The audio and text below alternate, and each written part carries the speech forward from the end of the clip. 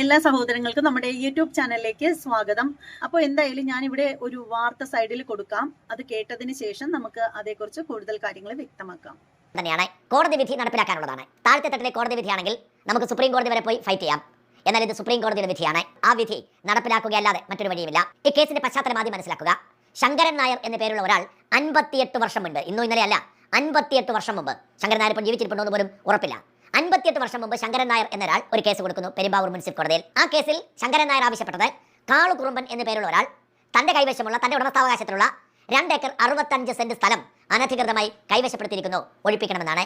പെരുമ്പാവൂർ കോടതി അതിന് അനുമതി നൽകി. ആ വിധിക്കെതിരെ ഡിസ്ട്രിക്ട് കോടതിയിലും ഹൈക്കോടതിയിലും സുപ്രീം കോടതിയിലും അപ്പീൽ പോയി. 58 വർഷം നീണ്ട പോരാട്ടത്തിനൊടുവിൽ ആ ഭൂമിയുടെ ഉടമസ്ഥാവകാശം ശങ്കരൻ നായർക്കാണെന്ന് സുപ്രീം കോടതി തീർപ്പ് കൽപ്പിക്കുന്നു. പക്ഷേ എന്നിട്ടും കാളു കുറുമ്പിന്റെ പിന്തുടർച്ചാവകാശികളെ ഒഴിപ്പിക്കാൻ ആർക്കും കഴിയുന്നില്ല. 7ഓളം കുടുംബങ്ങളാണ് അവിടെ പാർക്കുന്നത്.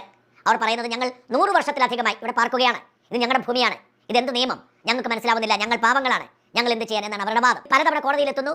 ഒടുവിൽ ഹൈക്കോടതി കർശന നിർദ്ദേശത്തോടുകൂടി സുപ്രീം കോടതിയുടെ ഉത്തരവ് നടപ്പിലാക്കാനുള്ള ചുമതല പെരുമ്പാവൂർ മുനിസിപ്പൽ കോടതി ഏൽപ്പിക്കുന്നു. പെരുമ്പാവൂർ മുനിസിപ്പൽ കോടതിയുടെ നിർദ്ദേശപ്രകാരം ആമീനും അഭിഭാഷക കമ്മീഷനും പോലീസ് സഹായത്തോടുകൂടി 14 തവണ ഒഴിപ്പിക്കാൻ ശ്രമിക്കുന്നു. നാട്ടുകാർ എതിർക്കുന്നു, അതോടെ നടക്കാതെ പോകുന്നു. വീണ്ടും ഹൈക്കോടതി ബഹളം വയ്ക്കുന്നു, അന്തിമ ശാസ്ത്രം കൊടുക്കുന്നു. അങ്ങനെ ഒരു ദിവസം പോലും വൈകിപ്പിക്കരുത് എന്ന് ഉത്തരവിടുന്നു. അങ്ങനെയാണ് 20-ാം തീയതി കുടിയൊഴിപ്പിക്കൽ ശ്രമം നടന്നതും അത് വാർത്തയാകുന്നതും. ഇതിനിടെ സർക്കാർ മാറുന്നു. അതിന് ഒരു ദിവസം മുമ്പ് മാത്രം വി.ഡി. സതീശൻ മുഖ്യമന്ത്രിയാവുന്നു.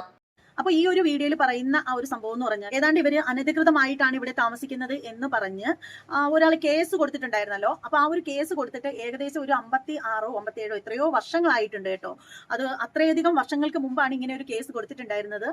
പക്ഷെ ഇവര് അത്രയും കാലവും ഇവിടെ തന്നെയാണ് താമസിക്കുന്നത്. അപ്പൊ ഈ ഒരു കുടുംബം എന്ന് പറഞ്ഞാല് അത്രയധികം കാലമായിട്ട് ഈ ഒരു കേസ് കൊടുത്തിട്ട് തന്നെ ഇത്രയധികം 56 57 വർഷങ്ങളായി. അപ്പൊ ഇത്രയും നാളും അവർ ഇവിടെ തന്നെയാണ് താമസിക്കുന്നത്. അപ്പൊ സുപ്രീം കോടതിയുടെ ഉത്തരവാണ് ഇവരെ ഒഴിപ്പിക്കുക എന്നുള്ളത്. ശരിക്കും ഇത് വലിയൊരു ടാസ്ക് തന്നെയാണ്. ശരിക്കും ഇവിടെ കുറച്ചു മുമ്പ് ആളുകളൊക്കെ പറയുന്ന ഒരു കാര്യം എന്ന് പറഞ്ഞാൽ, കമന്റ് ബോക്സിലൊക്കെ കണ്ടതാണ്, UDF സർക്കാർ ഇങ്ങോട്ട് വന്നതേ ഉള്ളൂ, അതിനാമച്ചേനെ പാവപ്പെട്ട ആളുകളെയൊക്കെ നോക്കൂ, ഒരു ദയ പോലും ഇല്ലാണ്ട് സ്വന്തം ഭൂമിയിൽ നിന്നും കിടപ്പാടത്തിൽ നിന്നൊക്കെ അടിച്ചിറക്കുന്ന ദയനീയമായിട്ടുള്ള കാഴ്ച എന്നൊക്കെ പറഞ്ഞിട്ട് ഒരുപാട് ആളുകളൊക്കെ അതേക്കുറിച്ചിട്ടൊക്കെ സംസാരിക്കുന്നത് നമ്മൾ കണ്ടിട്ടുണ്ടായിരുന്നു, കമന്റിലൂടെയും കണ്ടിട്ടുണ്ടായിരുന്നു. അപ്പോൾ അത്തരത്തിലുള്ള ആളുകളോട് പറയേണ്ട ഒരു കാര്യം എന്ന് പറഞ്ഞാൽ, UDF സർക്കാർ അധികാരമേറ്റിട്ട് ഇപ്പൊ എത്ര ദിവസമാണ് ആയത്? ശരിക്കും അങ്ങനെയൊന്നും അല്ലായിരുന്നു കാര്യങ്ങൾ. അതായത് നമ്മുടെ LDF സർക്കാർ ഇരുന്ന സമയത്ത് തന്നെ ഈ ഒരു കാര്യത്തിൽ ഒരു തീർപ്പുണ്ടായതാണ്. സുപ്രീം കോടതി തന്നെ പറഞ്ഞ കാര്യമാണ് ഇവരെ അവിടെ നിന്ന് ഇറക്കുന്ന കാര്യത്തിൽ, അതായത് കുടി ഇറക്കുന്ന കാര്യത്തിൽ.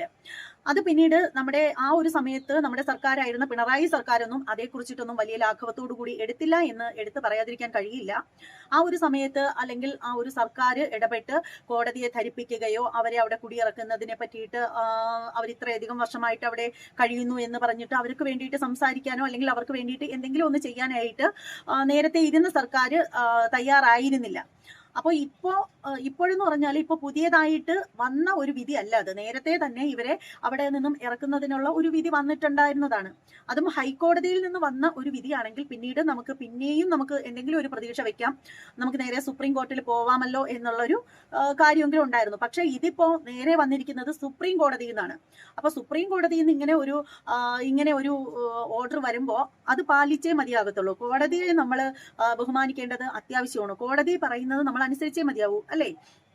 അപ്പോൾ ഇപ്പോഴെന്ന് പറഞ്ഞാൽ നമുക്കറിയാം, ഇപ്പോൾ ആഭ്യന്തരം കൈകാര്യം ചെയ്യുന്നത് നമ്മുടെ രമേശ് ചെന്നിത്തലയാണ്. ഇതൊരു വലിയ ടാസ്ക് തന്നെയാണ്. കാരണം നമ്മുടെ കോടതി വിധി എന്തായാലും പാലിച്ചേ പറ്റൂ. ആ ഒരു കാര്യത്തിൽ നിന്നും ഒരിക്കലും പോലീസ് ഓഫീസർമാരെ പിന്തിരിപ്പിക്കാനായിട്ട് സാധിക്കില്ല. അദ്ദേഹം അതിന് അനുമതി കൊടുത്തേ പറ്റൂ, എന്ത് തന്നെയാണെങ്കിലും.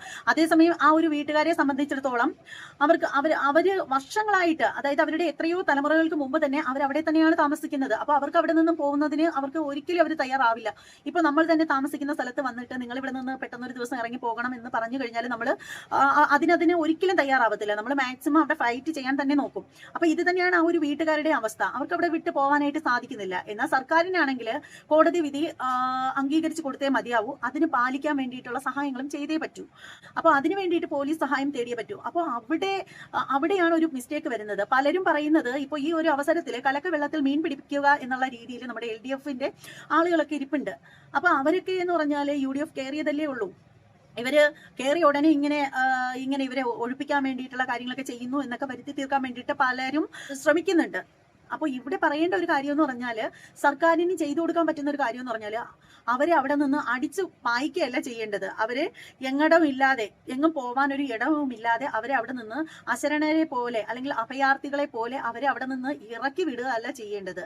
അവരെ സുരക്ഷിതമായിട്ട് ഒരിടത്ത് താമസിപ്പിക്കുക എന്നതാണ്. അതിനുശേഷം ചെയ്യേണ്ട ഒരു കാര്യം എന്ന് പറഞ്ഞാൽ, അവർക്ക് താമസിക്കാൻ വാസയോഗ്യമായിട്ടുള്ള ഭവനങ്ങൾ ഉണ്ടാക്കി കൊടുക്കുക എന്നുള്ളതാണ്. അത് ഒരു സർക്കാർ ചെയ്ത് കൊടുത്തേ മതിയാവൂ. കാരണം എന്താന്ന് വെച്ചാൽ, അവർ ഇത്രയധികം കാലങ്ങളായിട്ട് അവിടെ തന്നെ താമസിക്കുകയാണ്. അവർക്ക് പോകാൻ വേറെ വഴിയില്ല. അപ്പോൾ ഒന്നുമില്ലാത്തവരെ പോലെ പെരുവഴിയിൽ അവരെ ഇറക്കി നിർത്തുകയല്ല ചെയ്യേണ്ടത്. താൽക്കാലികമായിട്ട് അവരെ മറ്റെവിടെയെങ്കിലും മാറ്റി പാർപ്പിക്കുക. അതിനുശേഷം അവർക്ക് വാസയോഗ്യമായിട്ടുള്ള ഒരു ഭവനം നിർമ്മിച്ചു കൊടുക്കുക. അപ്പോൾ സർക്കാരിൻ്റെതായിട്ടുള്ള ഒരുപാട് വസ്തുക്കൾ കിടപ്പുണ്ടല്ലോ അവിടെ എവിടെയൊക്കെ ആയിട്ട്. അപ്പോൾ അവിടെ എവിടെയെങ്കിലും അത്യാവശ്യം കൊള്ളാവുന്ന ഒരു വീട് വെച്ച് കൊടുക്കുക അവർക്ക് താമസിക്കാനായിട്ട്. നമുക്കറിയാവുന്ന കാര്യമാണ്, UDF സർക്കാർ അങ്ങോട്ട് അധികാരത്തിൽ കയറിയ ഉടനെ തന്നെ അവരുടെ ഔദ്യോഗിക വസതികളൊക്കെ മോടി പിടിപ്പിക്കുന്നതിന് വേണ്ടിയിട്ട് 4 കോടി രൂപയല്ലേ ചിലവാക്കിയത്.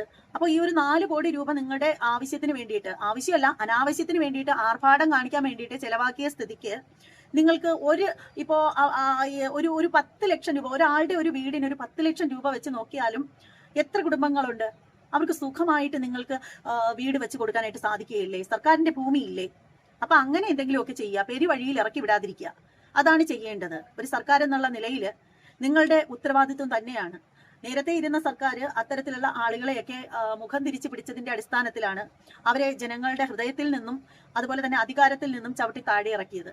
അപ്പോൾ അത്തരത്തിലുള്ള ഒരു അവസരം ഉണ്ടാവാതിരിക്കുക. നിങ്ങൾക്ക് നല്ല രീതിയിൽ ഭരണം കാഴ്ചവെക്കുകയാണെങ്കിൽ നിങ്ങൾക്ക് അവിടെ തുടർന്ന് പോകാനായിട്ട് സാധിക്കും.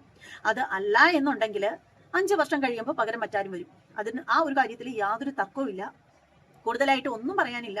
നമ്മളുടെ ഓരോരുത്തരുടെയും അവസ്ഥ ഒന്ന് ആലോചിച്ച് നോക്കിയാൽ മതി. പെട്ടെന്ന് ഒരു ദിവസം വന്നിട്ട് നിങ്ങൾ ഇവിടെ നിന്ന് പോകണം, അല്ലെങ്കിൽ നമ്മളതാണ് എന്ന് കരുതി നമ്മൾ കെട്ടിപ്പിടിച്ച് വെച്ചിരുന്നതൊക്കെ നമ്മളുടേതല്ല എന്ന് അറിയുന്ന ആ ഒരു അവസരം എന്ന് പറഞ്ഞാൽ എല്ലാവർക്കും വളരെ വേദനാജനകമായിട്ടുള്ള കാര്യം തന്നെയാണ്.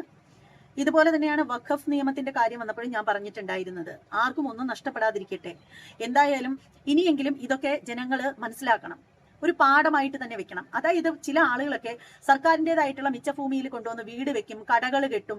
അതുപോലെ കണ്ട പുഴകളുടെ തീരത്താണെങ്കിലും പുഴകൾ നികത്തിയിട്ടാണെങ്കിലും ഇത്തരത്തിലുള്ള പരിപാടികളൊക്കെ ചെയ്യും. ഒടുവിൽ സർക്കാർ അവിടെ നിന്നും ഇവരുടെ അടുത്ത് കോടതി വിധി പ്രകാരം ഇറങ്ങി പോകണമെന്നോ അല്ലെങ്കിൽ പൊളിച്ചു മാറ്റണം എന്നൊക്കെ പറയുന്ന സമയത്ത് എല്ലാ എണ്ണവും കൂടെ കുത്തിയിരിപ്പ് സമരവും കരച്ചിലും ബഹളവും ഒക്കെ ആയിട്ട് എന്താ പറയുന്നത്, ആകെ സീനായിരിക്കും. അപ്പൊ ഇത്തരത്തിലുള്ള പ്രശ്നങ്ങളൊക്കെ ഉണ്ടാവാതിരിക്കാനായിട്ട് നിങ്ങൾ ശ്രമിക്കുക. ഉണ്ടായിട്ട് കിടന്ന് നെഞ്ചത്തിടിച്ച് നിലവിളിച്ചിട്ട് കുറെ ചാനലുകാരെയൊക്കെ കൂട്ടി ബഹളം വെച്ചിട്ടൊന്നും ഒരു കാര്യമില്ല. നമ്മൾ സർക്കാരിന്റെ ഭൂമിയിൽ എപ്പോൾ കുടിയേറി പാർത്താലും അവിടെ നിന്ന് നമുക്ക് പോകേണ്ടി വരും, ഇന്നല്ലെങ്കിൽ നാളെ. ആ ഒരു ബോധം എല്ലാവർക്കും ഉണ്ടാവട്ടെ. ഇത്രയേ പറയാനുള്ളൂ. നിങ്ങൾ ഓരോരുത്തരും നിങ്ങളുടെ അഭിപ്രായം എന്താണെങ്കിലും കമന്റ് ബോക്സിൽ രേഖപ്പെടുത്തുക.